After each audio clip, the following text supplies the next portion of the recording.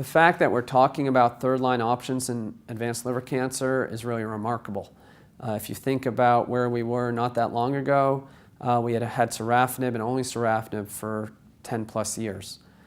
Now, with all the positive data and the recent FDA approvals, we have more options, and we are going to have to figure out how to sequence these.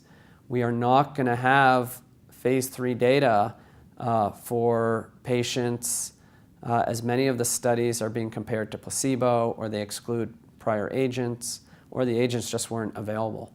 I think if a patient is still eligible for systemic treatment, they're well compensated, they have a fair performance status, then certainly a clinical trial would be an option, or offering the treatment they did not have. So, for example, if they had sorafenib frontline and then received regorafenib at progression, and upon progression on regorafenib, then it would be very appropriate to give them nivolumab. Or if the sequence was sorafenib, then nivolumab, then on progression on nivolumab, I would offer them regorafenib. The fact that we have drugs that have proven efficacy in liver cancer means that we need to follow our patients with imaging. We cannot wait until they have clinical progression, because if we do, they will not get access to the drugs that we have available that have been shown to improve survival. In the past, when we only had sorafenib, there was a tendency to just keep patients on drug even though they had radiographic progression.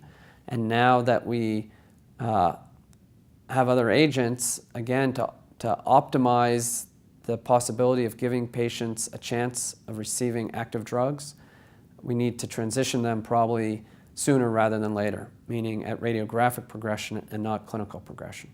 At clinical progression, they won't be good candidates for treatment. The recent approvals and positive studies in liver cancer are very exciting. It's going to be an exciting year ahead as we await further phase 3 results.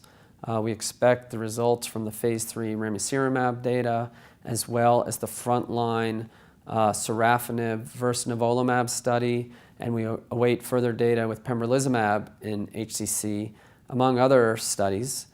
This is an exciting time for us as investigators and for patients.